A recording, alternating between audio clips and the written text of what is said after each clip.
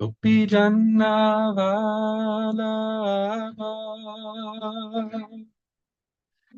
Jaya Girivaradari Jaya Girivaradari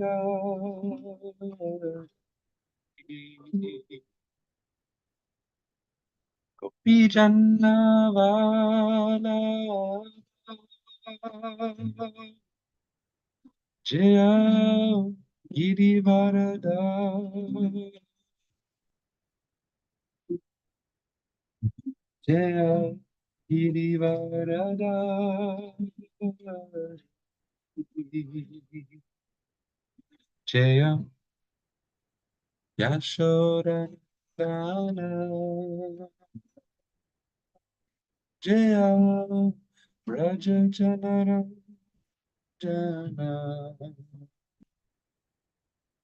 Jaya Yashodanandana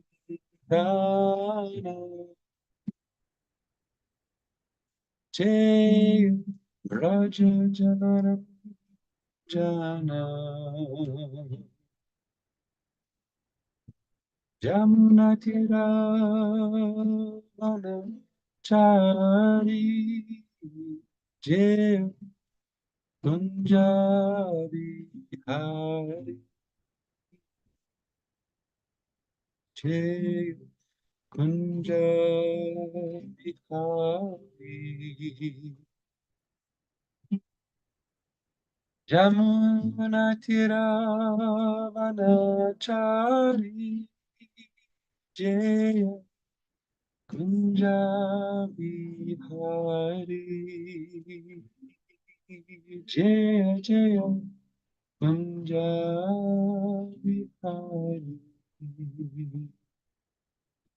Jaya Radha Madhava Jaya Punjabi Hari Jaya Radha Madhava Jaya Punjabi Hari Gopi Janna Vallabha Jaya Girivaradari Jaya Girivaradari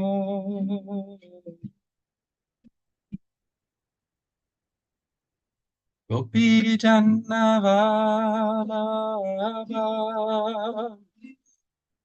Jaya Girivaradari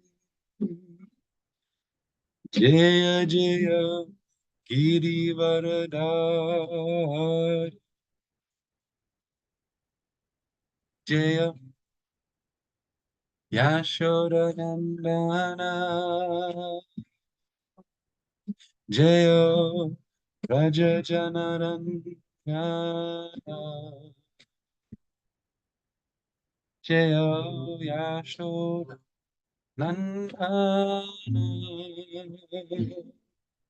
Jaya Raja Janarandana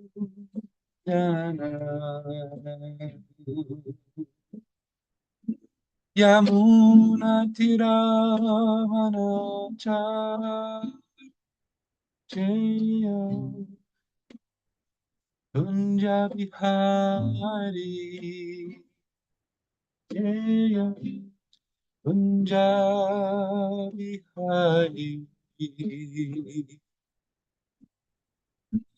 Yamuna Tiravana Jaya Kunja Bihari Jaya Kunja Bihari Jaya Radha Madhava Jaya Kunja Bihari Jaya Jaya Radha Madhava Jaya Punjabi Hari Jaya Jaya Radha Madhava Jaya Punjabi Hari.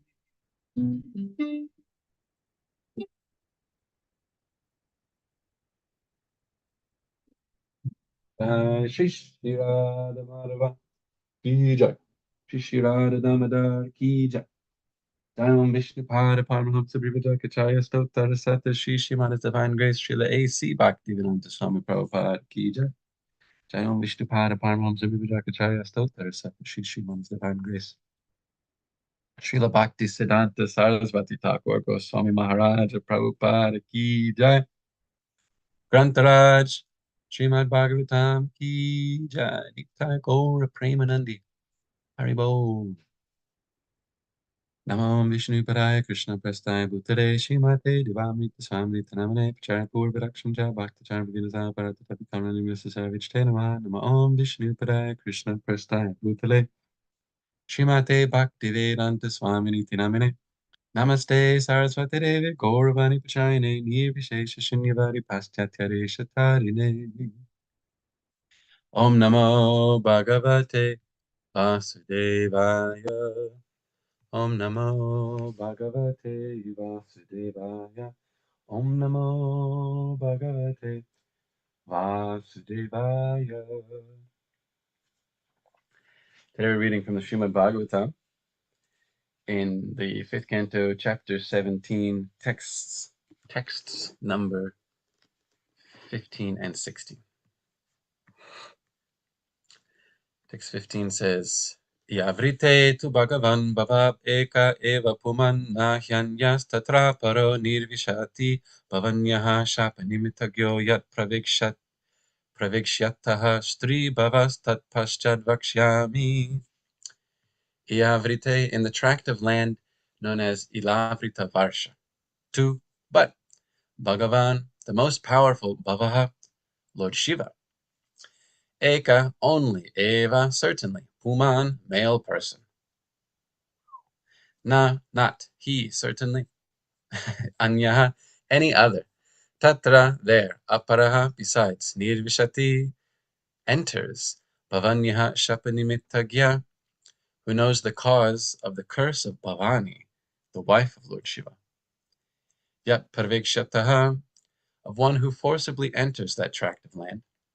Stri bhava, transformation into a female. Tat, that. Paschat, later.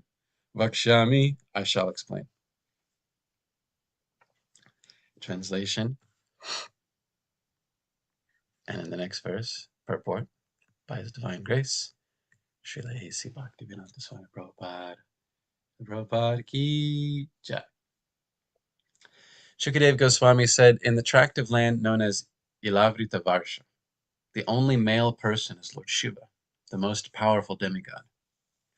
Goddess Durga, the wife of Lord Shiva, does not like any man to enter that land. If any foolish man dares to do so, she immediately turns him into a woman. I shall explain this later in the 9th canto of Srimad Bhagavatam.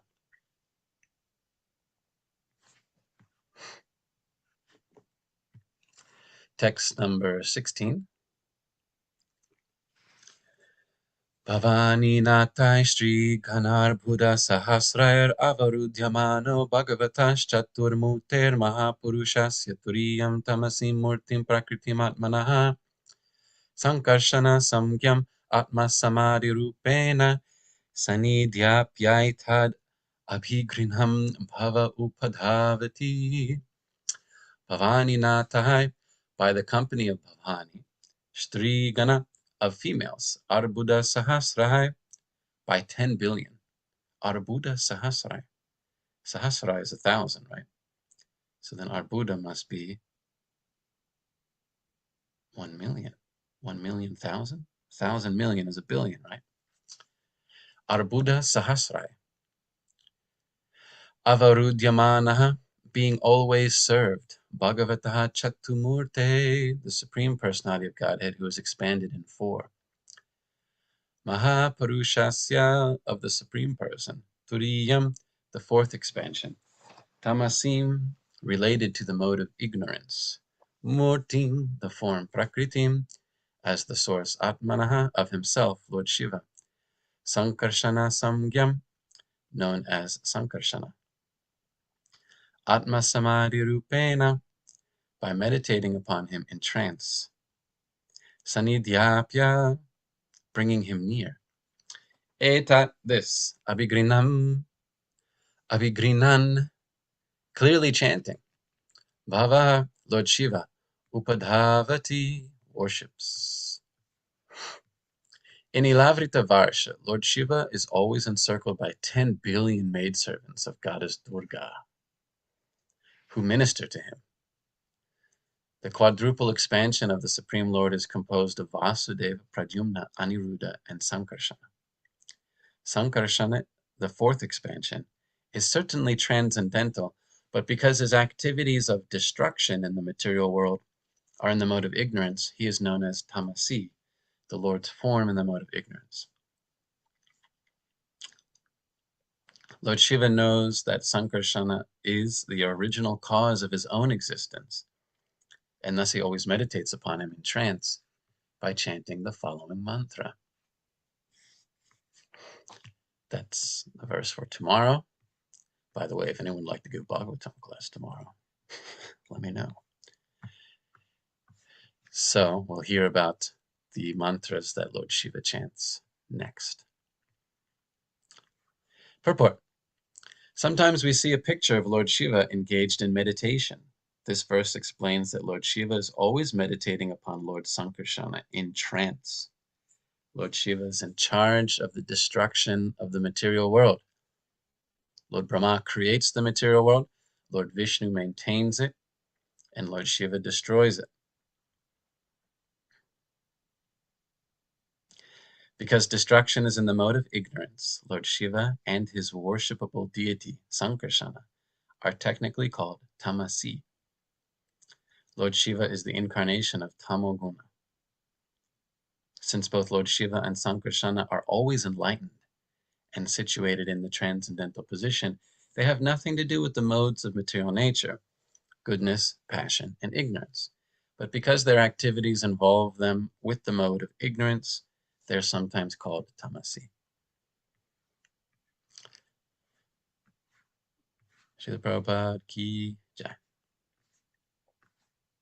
Om Jnana-timirandasya Gyananjana Shalakaya Chakshurmilitam Yena Tasmai Shri Gurave Namaha Shri Chaitanya Manobishtam Stapitam Yena Bhutale Swayam Rupa Kadamahyam Tadati Swaparantikam Vandeham Shri Guru Shri Yuta Parakamalam Shri Gurun Vaishnavamscha Shri Rupam Sagrajatam Sahagana Rakuta Tanvitam Tam Sajivam Sadvaitam Savadutam Prijana Sahitam Krishna Chaitanya Devam Shri Radha Krishna Paran Sahagana Lalita Shri Vishakanvitam Scha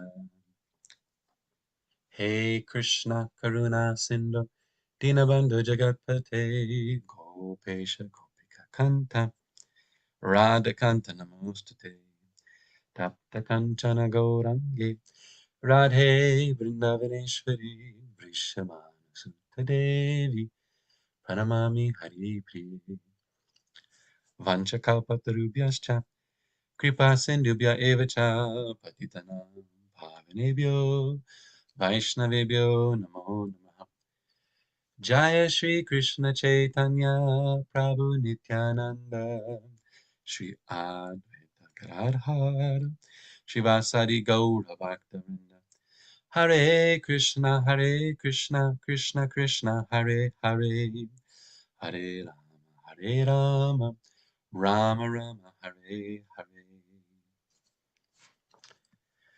Hare Krishna. Yes, I am stalling because I don't know much to say about Lord Shiva. A friend of mine had a dream once, and this is not Siddhanta. I'm not like submitting this for official record, but he had a dream about Lord Shiva, in which, in the dream, he came into some clearing in a forest, and Lord Shiva was there as a giant deity, so massive, and he was blessing my friend Vidyapati Prabhu and said, "Ask for anything you like." And so my friend said to Lord Shiva in the dream, again, it's just a story. He said to Lord Shiva, "Can you explain Shiva Tattva to me?" And apparently in the dream, Lord Shiva said to him, "That's very difficult to understand. Please ask for something else." So even though it's just a dream and a story, still it illustrates that it's a little complicated. Lord Shiva's position is guna avatar. Now we're actually discussing Siddhanta from our scriptures, from our acharyas. Lord Shiva is guna avatar. He's an incarnation of the Lord, but mixed with the modes of material energy. However, in this purport, Srila Prabhupada says that both Lord Shiva and Sankarshan are always enlightened and situated in the transcendental position. They have nothing to do with the modes of material nature. But because their activities involve them with the mode of ignorance, they're sometimes called tamasi. We should appreciate the special position of Lord Shiva, Lord Brahma, Lord Vishnu, guna avatars, because the gunas are important to us. It's kind of a big deal. And if we don't think it's a big deal, then we're being affected by tamaguna. So we should try to understand Lord Shiva's position and pray for his help to not be so entangled in the mode of ignorance. As much as we might like to pat ourselves on the back thinking that we're so transcendental, a more critical analysis of our daily activities and thought processes might reveal that sometimes the mode of ignorance is still affecting us. So just a review about the unique position of Lord Shiva. As we know, Srila Prabhupada often quoted the verse from Brahma Samhita, which is chapter 5, text number 45. Kshiryam yatha vikara vishesha yogat. Almost sounds like yogurt. That's how you know. The analogy is about yogurt. But it's yogat. Sanjayate nahi tata pritag asti heto yashambhutam apitata samupaiti karyad govindamadi purusham tamaham bhajami. Therein, Brahma says that just like milk is transformed into curd by the action of acids, but yet the effect curd is neither same as nor different from its cause, milk, so I adore the primeval Lord Govinda, of whom the state of Shambhu, Lord Shiva, is a transformation for the performance of the work of destruction. It's quite remarkable that Lord Shiva is in fact an incarnation of the Lord, but transformed. Just like milk, and if you have something like yogurt or paneer, it's just milk. It's not different from milk. And yet it's different from milk. You can't, I don't know, have your breakfast cereal with a bowl of paneer, although I'm sure some ambitious devotee has tried that somewhere along the line. When I was in the Brahmacharya ashram, one of my friends and I, Mahanila Prabhu, Mahanila is the name of Lord Shiva, blue-throated. He and I would make, Goranga potatoes, of course, when you have potatoes and it's like cooked in a sour cream, cheese on top, and there's a lot of dairy. So we invented Goranga paneer, which is paneer steaks cooked in sour cream with cheese on top. And then we wonder why devotees don't live to 100 years. Anyway, so the milk, it's not different from the paneer or the yogurt, it's not different from milk, and yet it is different. So similarly, Lord Shiva is a transformation of the Lord Govinda to do the work of destruction of the material universe. One becomes transformed for the purpose of interacting with the tamaguna. In the incredible purport written by Srila Bhaktisiddhanta Saraswati Thakur, he says that Shambhu, Lord Shiva, in pursuance of the will of Govinda, works in union with his consort Durga Devi by his own time energy. Lord Shiva, he teaches pious duties, dharma, as stepping stones to the attainment of spiritual service. So Lord Shiva is besides being Vaishnavanam Yatha Shambhu, the greatest of Vaishnavas, great devotee, he's teaching those people who are otherwise very, very low and disqualified the principles of Dharma as stepping stones towards pure devotional service, just as someone did for us, most likely.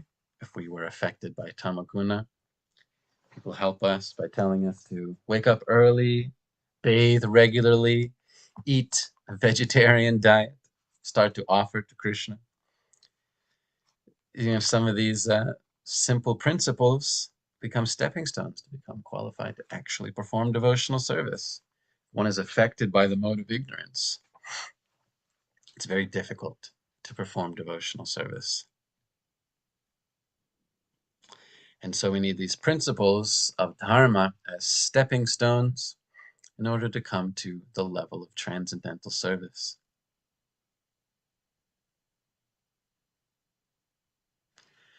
So we should appreciate the unique position of Lord Shiva as a manifestation of the Lord Govinda. He's apparently in contact with the mode of ignorance for the work of destruction of all of the worlds. If we do not want to be similarly destroyed by tamaguna, then we should try to understand it. Tamaguna, the mode of ignorance, it is an active force. It's acting upon us. It's not just like sitting in your closet, amongst a pile of junk that's there. It's all around us, and it's trying to act upon us. And if we are not aware of its symptoms and qualities, then we will become affected by it. And the unique quality of the mode of ignorance is that you don't know you're in ignorance. By definition. I think Krishna says in Bhagavad Gita, is it Tatra Sattvam Nimalatvat Prakashakam? No. What is that one where he says that, Karmana Sukritasyahu Sattvikam Nirmalam Palam. The result of work in the mode of goodness is that it's good work, Sukrita, Sattvikam Nirmala Palam, and its fruit, the result of work in the mode of goodness, is that the fruit of that work is faultless, nirmala. Karmana sukritasyahu sattvikam nirmala palam, rajasastu palam dukam. The fruit, the result of work in the mode of passion is dukkha. Dukkha. Just even the sound of it's not so nice. Dukkha means misery. I'm not talking about the delicious spice mixture from the Middle East. Dukkha. But dukkha is misery. That's the result of work in the mode of passion. Any work that we do in passion, there's going to be some suffering there, either from the excess endeavor or from the low ROI, the low return on the investment. It causes misery.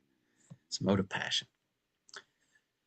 Kamana sukritasyahu sattvikam nirmalapalam rajasastupalam dukam agyana tamasapalam. And the fruit of work in the mode of ignorance is just more ignorance. Ignorance of the self, what is really going to make me happy, what is really beneficial for others around me, and of course, ignorance of the ultimate controller, the Supreme Personality of Godhead. So, we might be affected by the mode of ignorance and not know. You wouldn't know. I often ask people this question at our programs, that if you're becoming more stupid every day, how would you know? What would be the symptom? You'd hope that someone else might tell you if you had that sort of relationship. But what if collectively, all of humanity were becoming more stupid, less intelligent every day? How would we know? That's the effect of the mode of ignorance. And according to the predictions of our Shastra, that will be the trend for the next few thousand years. So, generally speaking, we need someone to tell us. We need someone to tell us that we're being affected by the mode of ignorance. That's part of the thankless task of the spiritual master. They often don't get a lot of thanks and praise for that, for snapping us out of the din of ignorance, the delusion, the dense darkness of delusion in the Kali Yuga. The spiritual master has to do that, to kind of shake us out of it. Hey, don't forget, you're actually spirit, soul, part and parcel of Krishna. And that your real purpose is to serve Krishna with love and devotion. So whenever we're not thinking of that, we're affected by the mode of ignorance. Whenever we're not conscious that myself is Brahmasmi, Brahman, and that I am intrinsically related in a pact of devotion with the Samam Bonam, the Supreme Personality of Godhead. Whenever we forget about that, we're affected by ignorance. So we should be very aware of the symptoms. So I gave one symptom, that the phala, the fruit of work in the mode of ignorance, is more ignorance. Also in Bhagavad Gita, to really help us, the Lord Krishna gives us all sorts of definitions of ignorance, so we can be aware. I'm going to read some of them. It's going to be a discussion on ignorance today, because I'm not qualified to say much about Lord Shiva, but I know a lot about Tamaguna. I mean, me and Tamaguna, we go way back, way back to the beginning. Hold on, I got a really interesting thing here.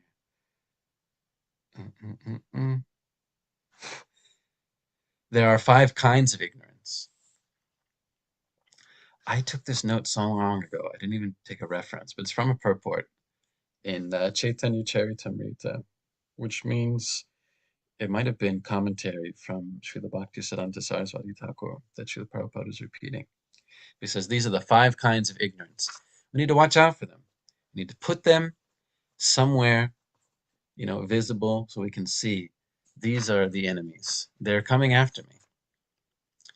Like I said, Tamaguna is not just sitting somewhere in your basement collecting dust. It's an active energy. Krishna says in the Bhagavad Gita that the 3 modes of material nature, it's like they're in competition to affect the living entity. It's actively working upon you. So let's recognize these symptoms, the 5 kinds of ignorance, accepting the body as the self. That one we're familiar with. We hear it from Srila Prabhupada all the time. And thank Krishna for Srila Prabhupada's insistence that we hear it all the time, because there's nothing more revolutionary and significant than just grasping the singular point that you're not the body. So the first kind of ignorance is to accept the body as the self. Another kind of ignorance is making material sense gratification one's standard of enjoyment. Oh, you found it? Thank you, dear Tarika Prabhu. Adi Lila, chapter 1. Making material sense gratification one's standard of enjoyment. This is really important, because if we think, well, the standard of enjoyment is what I'm familiar with, I get my senses to come in contact with the sense objects, then it will be hard for us to appreciate Krishna's standard of enjoyment is far superior. I've got another god brother. We'll be talking about a lot of god brothers today. He is Gurukuli, born and raised in New Govardhan in Australia. And so these Cooley kids, they've got a special relationship with the Lord. And but he was also in our brahmacharya ashram for many years. He took it very seriously. One time he was asking Gurudev about being with Krishna in Goloka Vrindavan. He said, when I grew up, I was always just thinking, like, it'd be so nice to go surfing with Krishna in the Jamuna, because he's an Australian boy living on the coast, so he likes surfing. And I remember Gurudev saying to him, His Holiness Devamrita Swami said to him, why do you want to bring Krishna down to your standard of enjoyment? Actually, Krishna is the pleasure expert. He already knows how to enjoy perfectly. We don't need to like impose upon Krishna our own standard. So I thought that was very interesting. So that's another kind of ignorance, is making material sense gratification one's standard. That's the standard. That's the peak. Everything has to be judged in comparison to whatever pleasure I might have had a few years ago, because it's usually very short-lived. That's why I have to take pictures of it. And then we judge everything in relation to that. So this is ignorance. There's actually so much better pleasure to be had by the pure devotees of the Lord in Goloka Vrindavan. They're always enjoying unlimitedly and increasingly, eternally. But we're thinking, no, no, no, no. Real enjoyment is when you get some sort of object for your senses. So the third kind of ignorance is being anxious due to material identification. This is ignorance. This might sound a little cruel. This is definitely not modern politically correct psychology. But basically, any anxiety due to material identification is a kind of ignorance. And I wouldn't say this to the young people who are really struggling, because there's a lot of struggle due to material identification. But Krishna says in the Bhagavad Gita that, what is that thing that he says? That whatever is inevitable is not worthy of lamentation. I can't remember the Sanskrit. That which is inevitable is not worthy of lamentation. So our material identification, our material identity will inevitably change. It goes through its phases of creation, growth, sustenance, creation, growth, sustenance, production of byproducts, dwindling, and then destruction. It's inevitable. It cannot be avoided. So to be anxious about it is not very intelligent, according to Lord Krishna. He says, lamenting for something which is inevitable is not worth it. So this is the third type of ignorance, anxious due to material identification. We have a particular body. There's not much you can do to change it, really. I mean, you can pay for expensive surgeries, and it's become quite controversial and somewhat popular, actually. But I can tell you, having spoken to many, many of these people, we've got a new one actually coming to our program, Caden. I have to literally ask, what do you identify as? And you can see that it's not really changing the anxiety due to having a material body. Just to change it from this thing to that thing, it does not diminish the anxiety. So this is a kind of ignorance. The fourth kind of ignorance is just lamenting. Lamenting. Something that's happened in the past cannot be changed, and so it's a kind of ignorance to just lament about it. I should say that there is a kind of spiritual lamentation. Again, I'm just quoting from my spiritual master here. I hope that's okay. Devamrita Swami Maharaj said that if our lamentation causes us to be inactive, then it is the mode of ignorance. Oh, this thing happened. Oh, it's so sad. Let me just sit here and feel sorry for myself, or get others to feel sorry for me, or, ease the pain by some sort of indulgence and tamaguna activity. That's mode of ignorance, lamentation. But there is another kind of lamentation. He coined the phrase active lamentation, which is when something has gone wrong, something has happened which is painful or suffering, and I use that as an impetus to do better.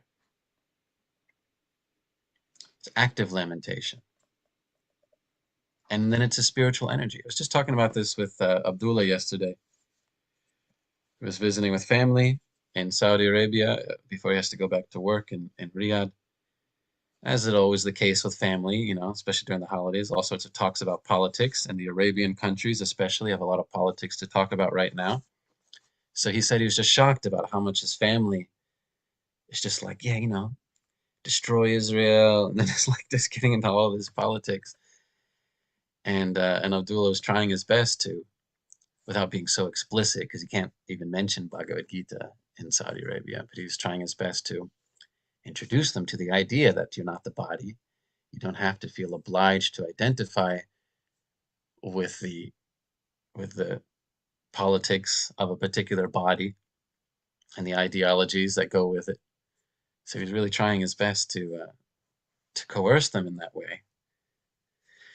And he said that all of them were just lamenting so much about the conflict going on in Israel, Palestine, and you can see how it just makes everyone so lethargic, so depressed, so angry, and therefore they make excuses and sacrifice their own principles because of that lamentation.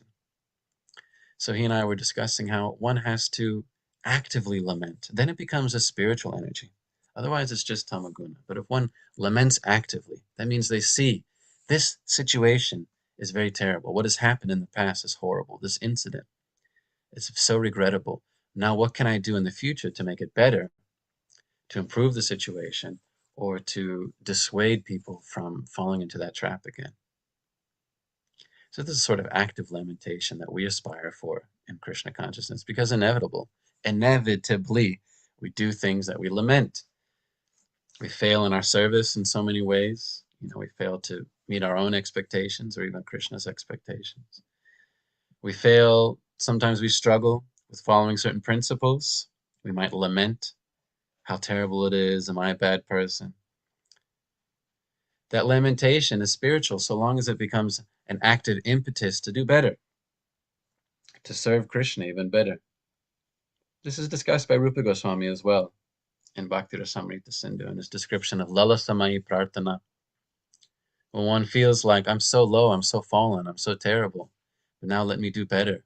Let me aspire for the perfection of devotional service. Active lamentation. It's so important. It's so powerful. Very spiritual. But if one's lamentation about something that's happened in the past, about some struggle or about some conflict,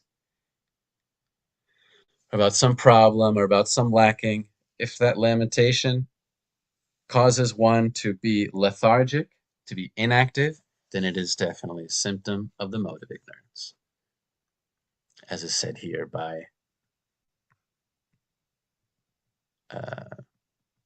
it's actually quoting from the Mahabharata, the 5 kinds of ignorance. Okay, so that's the 4th one. And the 5th one of the 5 kinds of ignorance is thinking that there is anything beyond the absolute truth. This we know of because of Srila Prabhupada's often quoting that verse in the 11th canto of Srimad Bhagavatam, where it says, Bayam Bini, what is it? Bayam Biniveshita Hasyat. Abhiniveshita Hasyat. Bayam. What is it? Anyway, the origin of all fear is to consider that there's any second thing, Dvitiya, besides the absolute truth, besides Krishna or God. This is the ignorance that is most common in this world, and it's really like the linchpin of the other kinds of ignorance, is not seeing the absolute truth everywhere. We think that we are islands unto ourselves. We think that we are alone in a vast and cold universe, struggling against a harsh, lifeless material energy. We do not see the personality of Godhead, Krishna, everywhere. And this ignorance is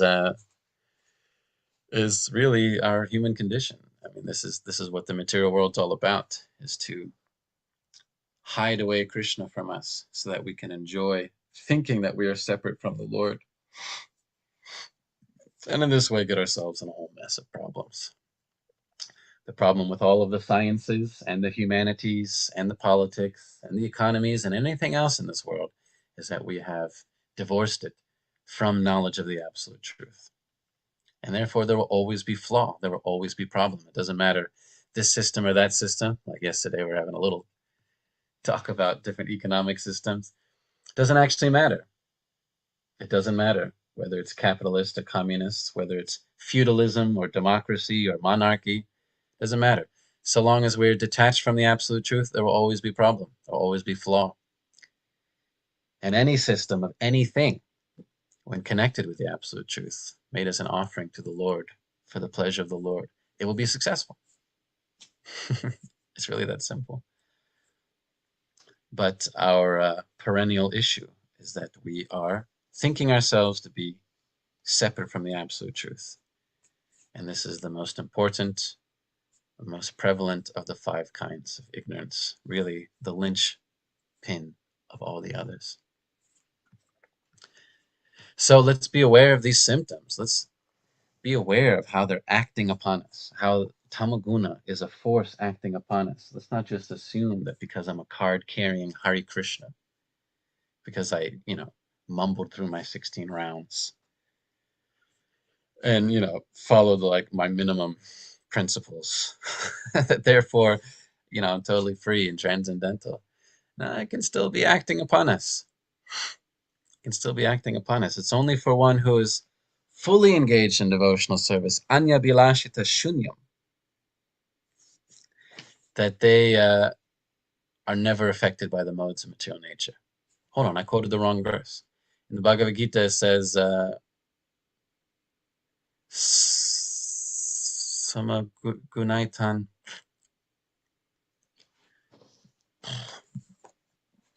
Where is that? Sagunan samatitiaitan, Brahma bhuyaya kalpate. Sagunan samatitiaitan, Brahma bhuyaya kalpate. It's a great verse. It's going to be the conclusion of my little discussion here, but I do have to remember the first 2 lines by looking it up. Glory, glory to all the great 1426 BBT devotees who made such nice indexes in all of the books here.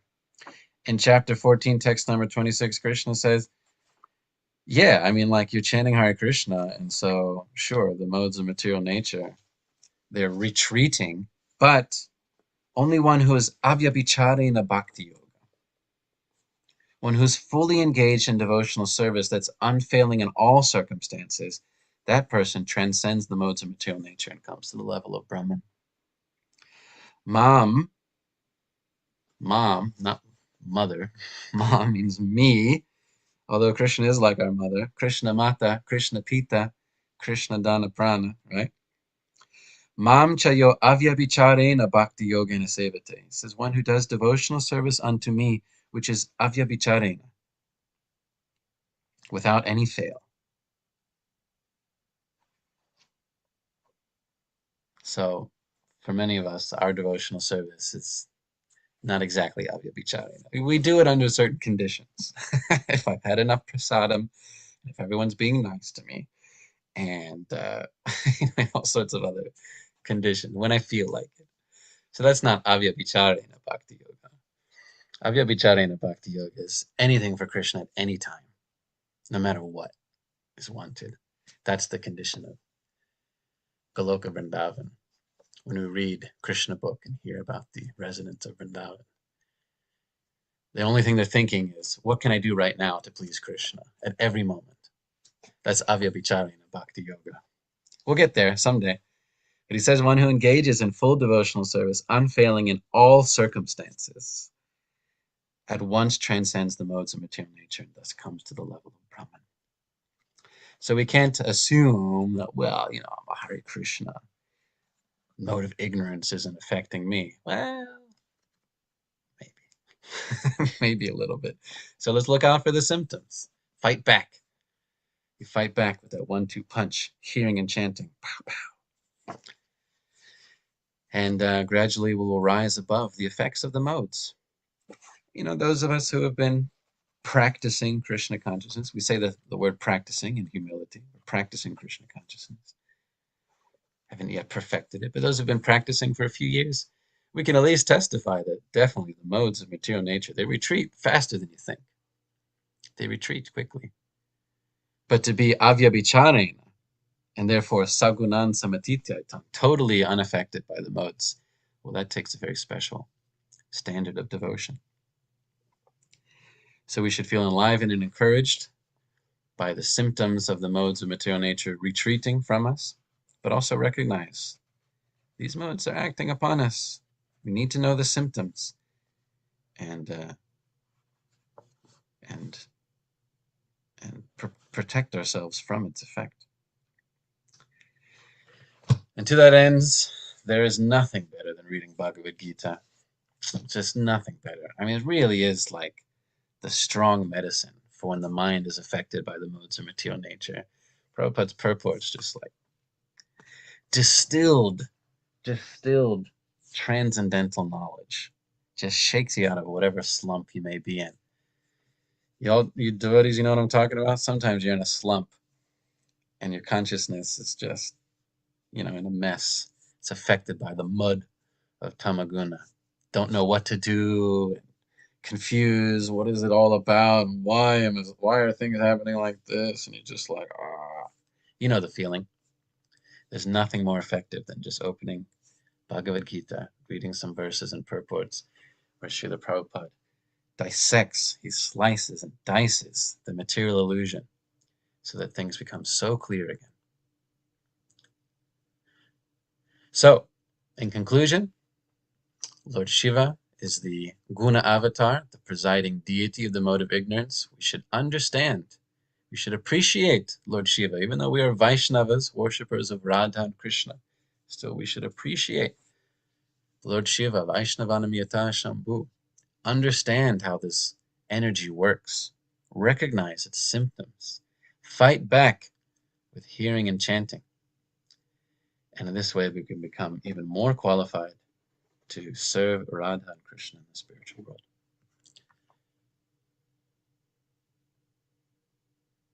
Hare Krishna. All right.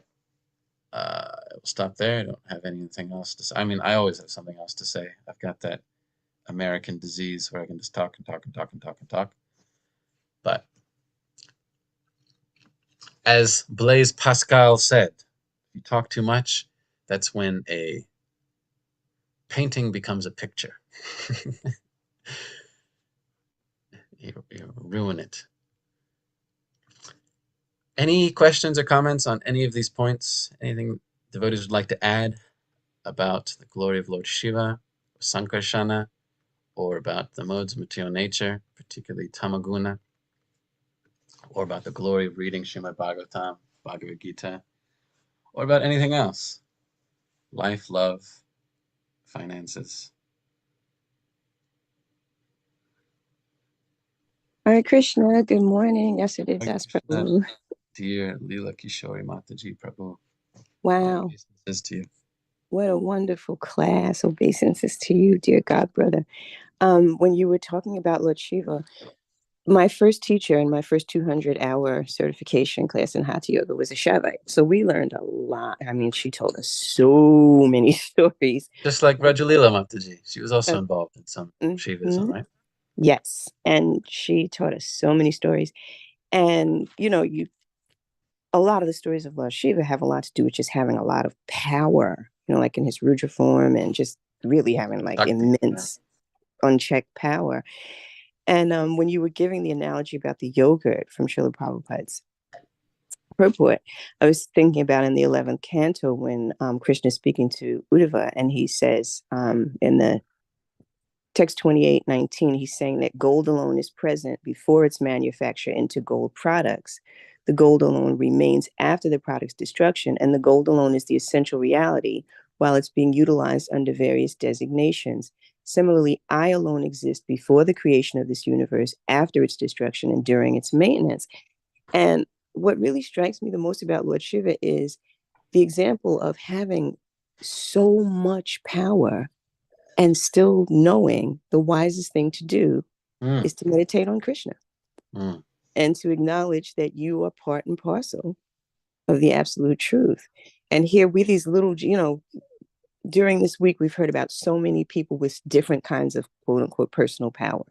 I think we heard about, what is it, Wim Hof, who's this yogi, right, who uses all this like mystic, I can be in ice water for like 1,000, all these things, but he's not using them necessarily to bring people to Krishna. He's talking about you can unlock the potential of you don't use your whole brain. You can do all these wonderful, amazing things. You can be on one finger on a mountaintop, whatever. And it's like, but he's Well, what's the never letting point? people. Right, exactly. And then, hearing about the low character of like these CEOs.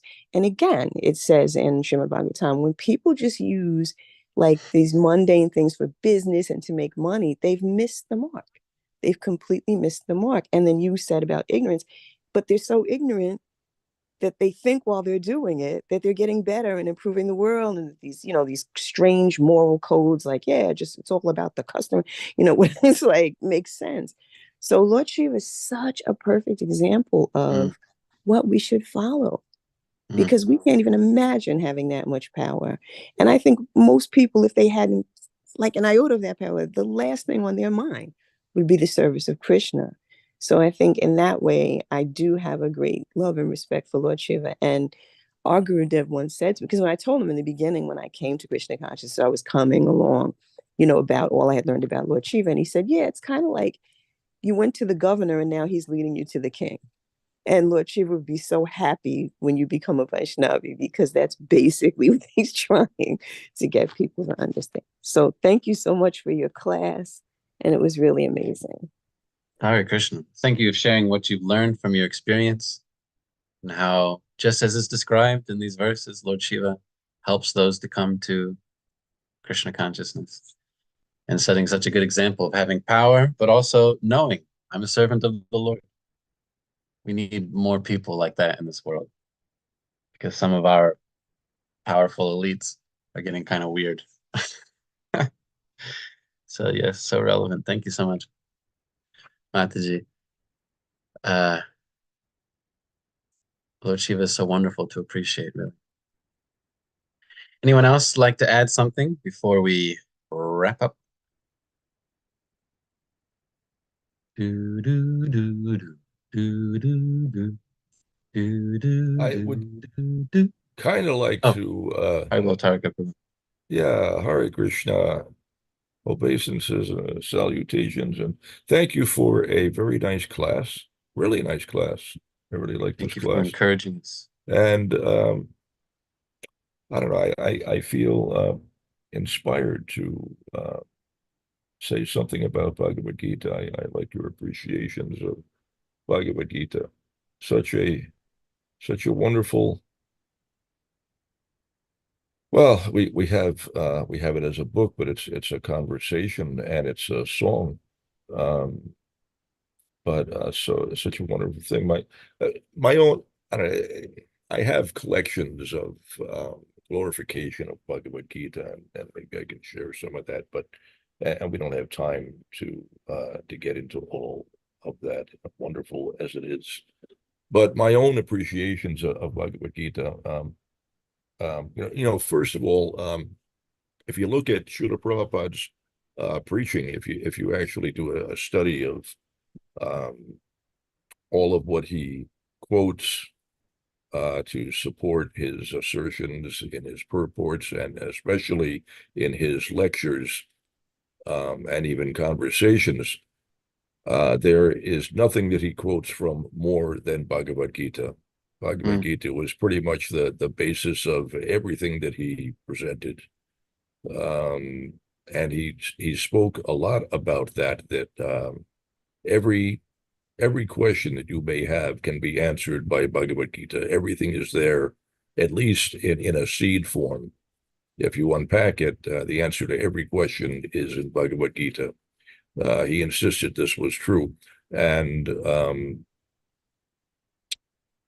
uh, you may you may be aware of Srila Prabhupada's 1956 essay entitled Conception of Gita Nagari, in which he describes a village, a town, or a city that is entirely centered around Krishna and devotional service. The deity in this case was Parthasarathi, but um, it actually, if you read through the whole thing, it's like a blueprint for ISKCON. What Srila Prabhupada formulated, he actually had the entire idea, at least by 1956, he described everything pretty precisely. And one of the things that he wrote in that essay was that Gita Nagari would be conducted on the basis of the teachings of Bhagavad Gita, and he said, no more and no less, which is interesting, I thought. Anyway, yeah, I have acquired a great appreciation for Bhagavad Gita, and to the extent that I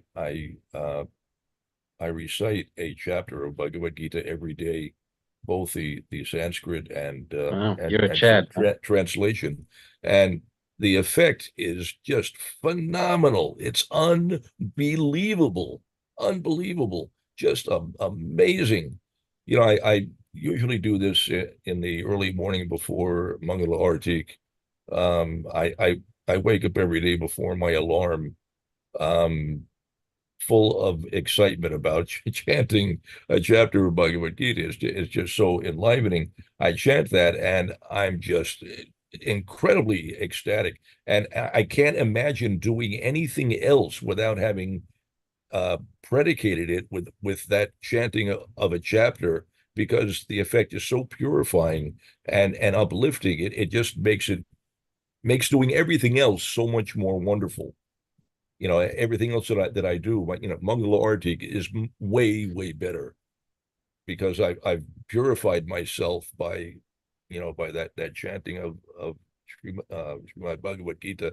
You know, in the Bhagavad Gita Mahatmya of Padma Purana, which is coincidentally spoken by Lord Shiva to Parvati.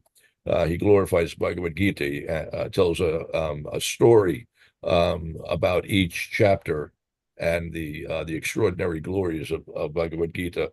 He in the story for the third chapter, I can't recall all the details, but the gist is that some particular individual um, uh, is requested by his father, who I think visits him in a dream. Father is suffering in some miserable hell, and asking for his son to chant a chapter of Bhagavad Gita every day to liberate him from this hellish torment. So he begins reciting the third chapter of Bhagavad Gita, and so the father is absolved of all of his sins, and there's a whole story, some interaction with the Yamaraj, and um, um, bottom line is that the individual was so excited about this prospect of saving individuals from hell. He decided, you know, if Bhagavad Gita has the power to do that, why don't I just, you know, I'll continue chanting and get everybody out of hell. And he emptied hell completely.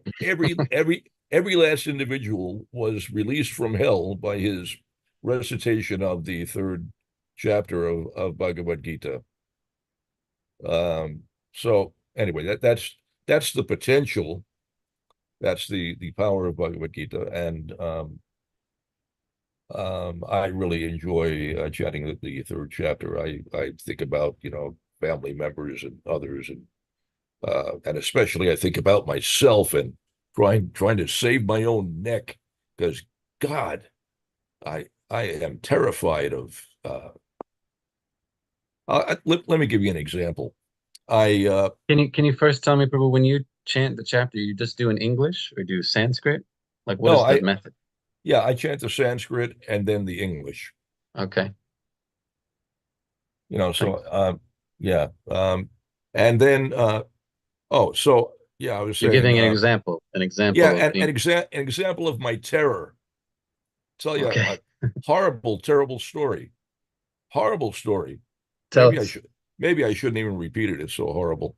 Um, Well, you're with friends. but you know, so decades ago, um, I was involved in the management of Gita Nagari, mostly by default, but you know, the board had actually given me some responsibility to look after things, and um, but there just was no one else to take charge of things.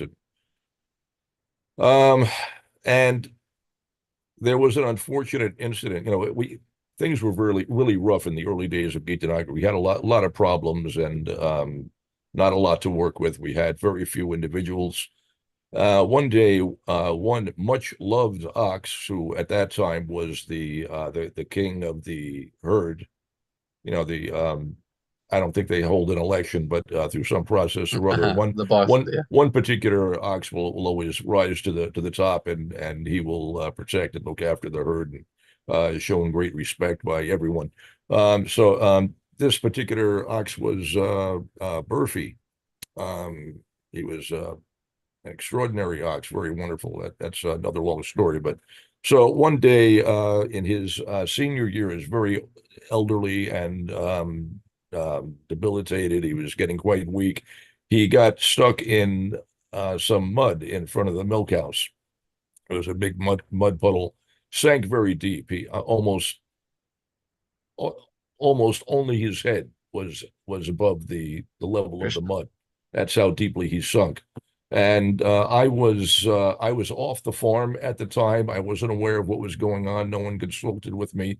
Two individuals tried to get him out of the mud, and they one of them was at the time the sole cow herdsman, and then there was another individual from uh, Tasmania who was trying to help out. And so they hatched a plan to tow him out of the mud using a tractor and a rope, which they placed around his neck, and I guess or mostly around his horns, I guess, so as not to strangle him. And they began towing, and I'm devastated to report that in the process they broke his neck. And Krishna. then the cow herdsman, who had been admiring the extraordinary horns that Burfi had for some time, thought that, I'd really like to have those horns. And it's just a horrible story. He decided to remove the horns, thinking, all right, so Burfi has expired. Uh, I'll make something out of these extraordinary horns, and he began sawing off one of the horns, and in the process, suddenly blood started spurting Yeah, there's blood rhythmically. inside there, and not just Well, like not empty. not just that there's blood inside there, but it was spurting out rhythmically because Murphy's heart was still beating. He was alive but paralyzed. Krishna. Um, anyway, so they abandoned the effort to take the horns, but and I learned about this only after the fact. But what terrifies me is that I have responsibility for this. One who kills a cow, Shastra indicates, is similarly killed in 10,000 births for each hair on the body of the cow. Well, I'm So sure there's that's, something to be said about intention as well. I don't think well, had any okay. intention of harming any cows. I worry a lot about things like this. And, I've got a lot of stories. I've got a lot of things I'm worried about. I've committed many offenses. I have, I've been responsible for all kinds of things, and sometimes things have not gone well. And responsibility is a dangerous thing. Got to be careful. If you take responsibility for something, you have to make sure things go on nicely. Anyway, there's various things. some devotee's property came into my hands at some point or other, and I never got a chance to return it to him. He subsequently left his body, and so King Nirga, um, his intentions were good. He had no bad intentions. That's true. And he tried his best to resolve the issue between the Brahmins, but they could not be appeased. And the net result was that he did 60,000 years as a lizard in a well before he was rescued by Krishna. He also So, got the benefit of coming in contact with Krishna, though. So, okay. But, and I don't know what else he did to entitle him to that. I mean, he was a very pious king. He had lots of credits, under his belt. I can't make such a claim, but more than once I've had this problem of having someone's, property come into my possession, and by one means or another. And so, 60,000 years means that when I finally gain release from that situation, the golden age of Kali will be long gone, and we will be in the deepest, darkest muck of Kali Yuga, the worst time of Kali Yuga, when practically there is no hope for Krishna consciousness. There will be no devotees remaining. So that's scary. You can say, well, you're a devotee, and Krishna will save you and this and that, but I don't know. I worry about those sorts of things. So anyway, I take a lot of solace in hearing and chanting the holy names, and reciting Srimad Bhagavad Gita in extraordinary ecstasy. So I recommend it really highly. I also recommend very highly the glorification of Bhagavad Gita, which is extraordinary. It greatly enhances your ability to appreciate Srimad Bhagavad Gita, and everyone should read those things. It's just so nice. I think I'm gonna try to drop a document in the chat here that anyone can download if they care to. It will be the particular Gita Mahatmya of Sri Vaishnaviya Tantra Sar. There are three different Gita Mahatmyas. There's one from Shankaracharya, which is only 7 verses long. This one is, I don't know, it's, let's see, it is 85 verses at length.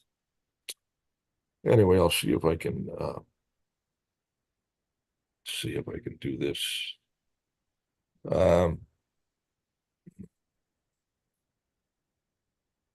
But that's all I've got, really. So I've run us over time as per usual. We're over here, Gita. thank you for sharing your story. Yeah. We all sometimes face All right. challenges in devotional service.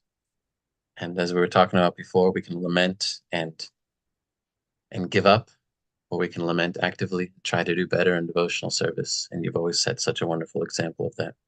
So we appreciate your willingness to expose what challenges have been there, and not pretend that those kind of things don't happen. So thank you for being brave and setting an example for us. Okay, I have placed the Bhagavad Gita Mahatmya of whatever it was. Anyway, one of the Gita Mahatmyas is there in a like a Word format. So any word processor should open that, and you can download that if you like. Hare I've already done Krishna. just now. Hare Krishna. All right. Thank you, dear devotees. Thank you, Taraka Prabhu, Lila Kishore Prabhu, Ajamil Prabhu, and Sarvatma. has split himself into two forms. Thank you for participating. Grantaraj Srimad Bhagavatam Ki Jai, Shri the Prabhupada Ki Jai, Nitai Gaur Premanandi, Hari Hari Bo.